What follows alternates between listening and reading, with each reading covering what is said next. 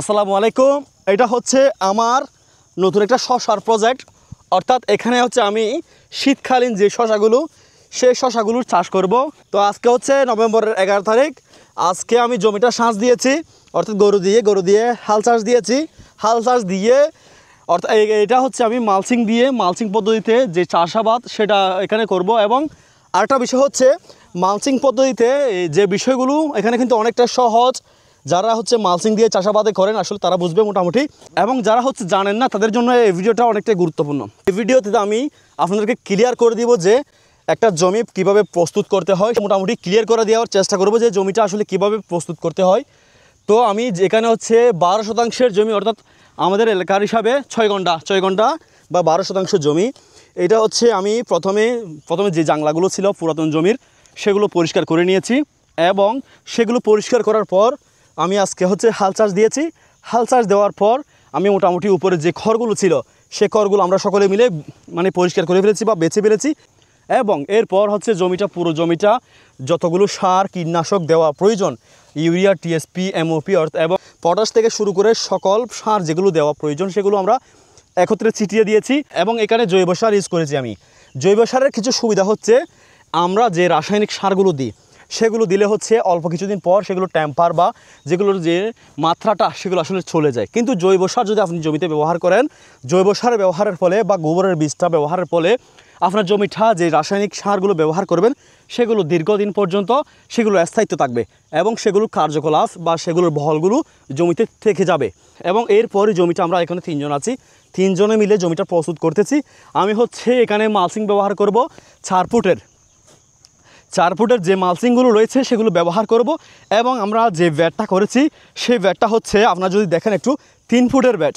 3 ফুটের ব্যাট আমি যে নালাটার দূরত্ব দিয়েছি 1.5 ফুট করে, এবং এই ব্যাটের যে উচ্চতা সেগুলো 10 ইঞ্চি দেওয়ার কথা ছিল, কিন্তু আমি 10 ইঞ্চি দিচ্ছি না। 10 ইঞ্চি না দেওয়ার কারণ হচ্ছে এখন হচ্ছে শীতকাল, এবং শীতকাল বলতে এখন হচ্ছে মোটামুটি জমিটা শুষ্ক থাকবে।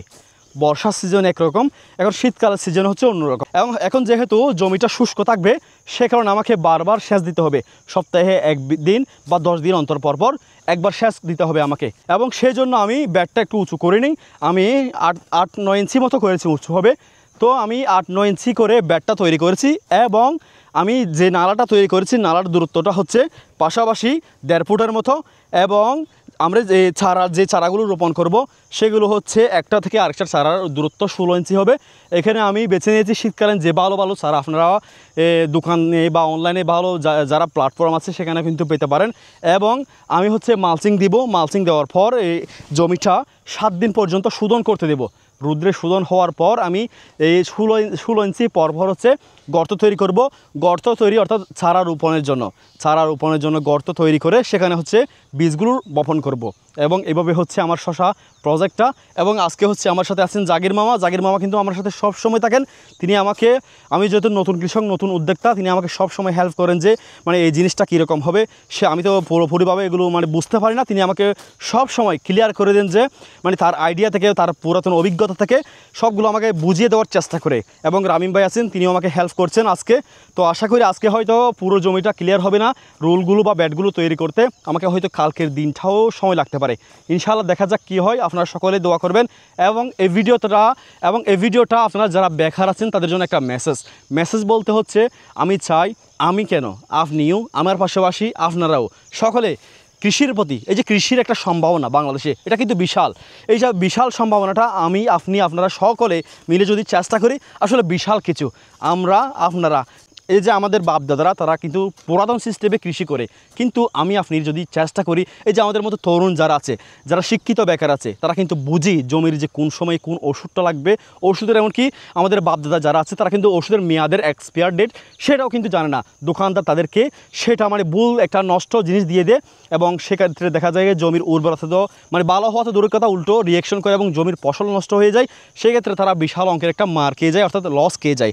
সেক্ষেত্রে প্রয়োজন যে আমাদের কৃষি কৃষির যে একটা সম্ভাবনা, সেক্ষেত্রে মানে তরুণদের কিন্তু এগিয়ে আসা প্রয়োজন, যাতে করে আপনারা তরুণরা এগিয়ে আসার পরে দেশের একটা অর্থনৈতিক যে একটা চাহিদা বা দেশের একটা কৃষির যে চাহিদা সেটা মিটে যাবে এবং আমাদের বিদেশের উপর ভরসা করতে হবে না। ধন্যবাদ সকলকে। ভিডিওটা অবশ্যই শেয়ার করবেন, যারা নতুন উদ্যোক্তা হতে চান আমার মতো তারাও ভিডিওটা অবশ্যই শেয়ার করবেন এবং পুরো ভিডিওটা দেখবেন। দেখা হচ্ছে পরবর্তী নতুন কোনো ভিডিওতে। আসসালামু আলাইকুম।